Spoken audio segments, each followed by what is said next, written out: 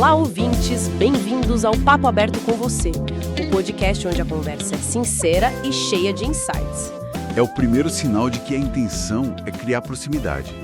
Papo aberto, conversa sincera, tudo isso promete que não vai ser uma aula acadêmica, sabe? Certo, nada de linguagem difícil, de um pedestal. Isso.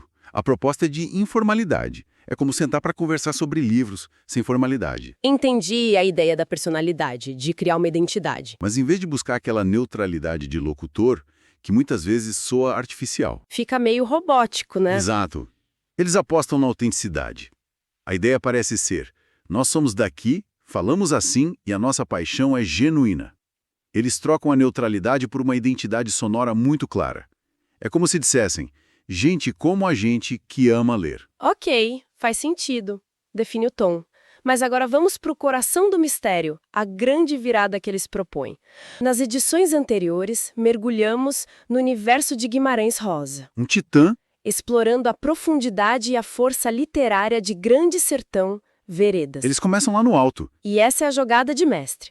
Usar Guimarães Rosa como ponto de partida é como apresentar as credenciais. É dizer, olha, a gente já escalou o Everest da literatura brasileira. Mostra que eles têm bagagem. Exato. Ao citar Grande Sertão, o podcast estabelece um padrão de qualidade e seriedade. E é a partir desse Everest que eles anunciam a nova expedição. Agora abrimos um novo capítulo para adentrar a escrita intensa, sensível e instigante de Clarice Lispector. Aí está.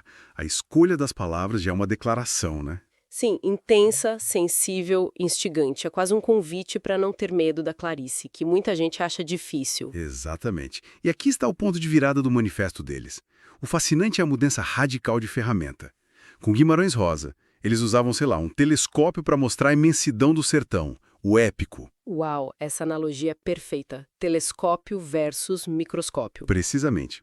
Agora, com Clarice Lispector, eles pegam um microscópio para mostrar o universo que existe dentro de uma única gota de consciência. Um olha para fora, o outro para dentro. A escala muda completamente, e essa é a grande sacada. Sair do universo do rosa, que é masculino, rural, épico. E focado na linguagem para descrever o mundo exterior. Isso.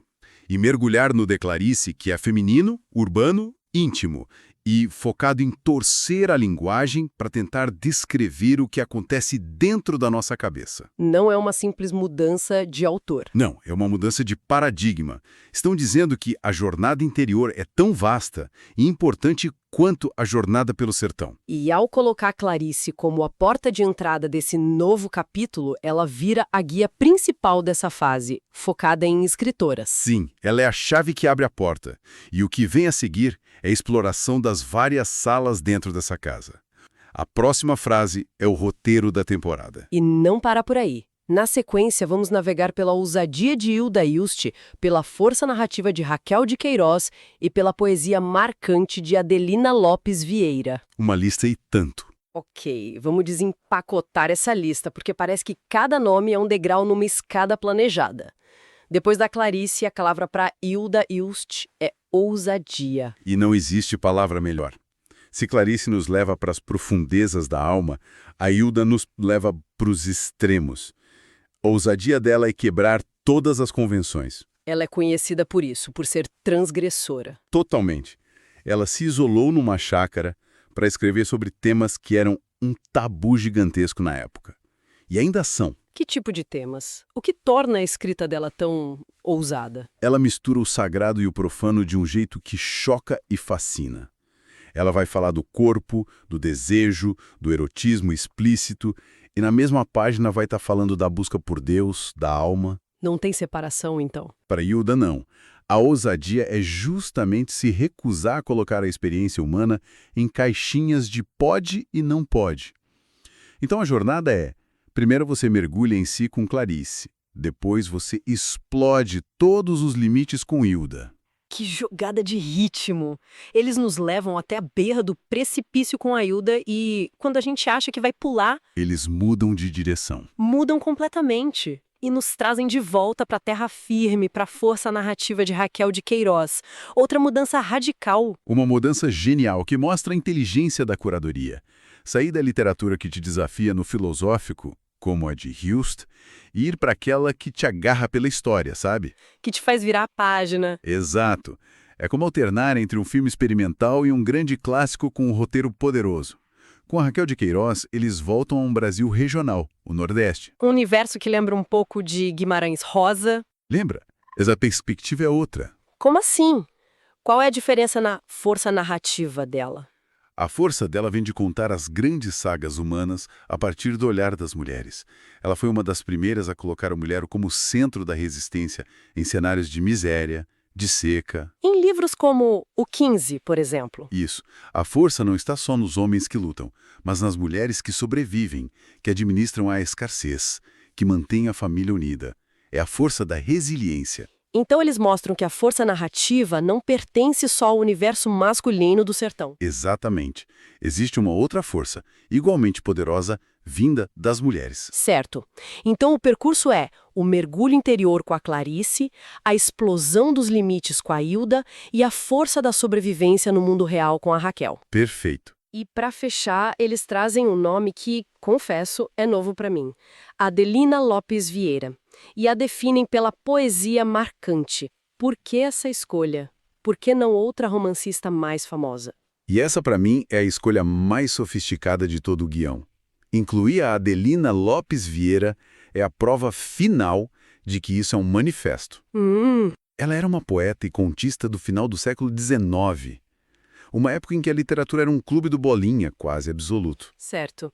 Mas será que a gente não está lendo demais nisso? Uma lista de 4 nomes não poderia ser só uma seleção de favoritas da produção, em vez de todo esse grande plano? Essa é uma boa pergunta. Será que não estamos superanalisando? É uma possibilidade. É, mas os indícios apontam para o contrário. Se fosse só uma lista de favoritas, talvez tivéssemos nomes mais óbvios, talvez mais contemporâneos. A escolha da Adelina é tão específica que sugere um propósito maior. E qual seria? Ao incluí-lo, o podcast faz 2 coisas. Primeiro, expande o escopo para além do romance, mostrando a força feminina na poesia. E segundo, mais importante, é um ato de resgate histórico. O que você quer dizer com resgate histórico? É tipo encontrar um tesouro perdido que muda o mapa que a gente conhecia? Exatamente isso. Significa dizer que a história da literatura brasileira que nos contaram está incompleta. Existiam mulheres produzindo obras incríveis muito antes do modernismo, mas muitas foram apagadas, diminuídas pelo cânone. Que historicamente foi definido por homens. Isso.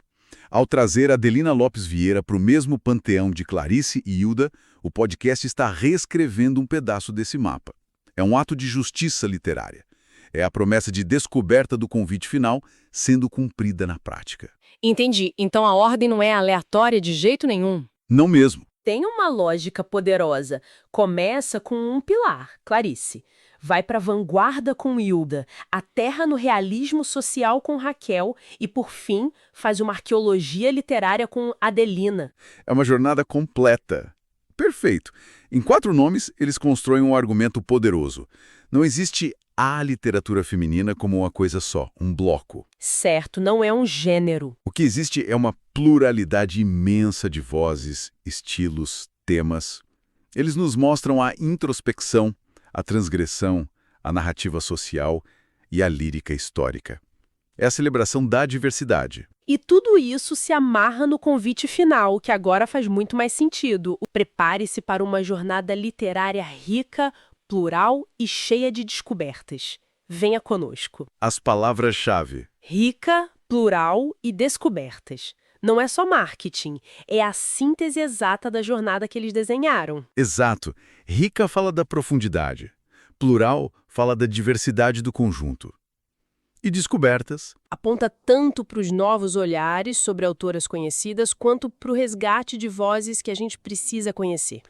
É um fechamento impecável para a proposta. Então, no final das contas, o que esse pequeno guião revela não é só uma lista de episódios.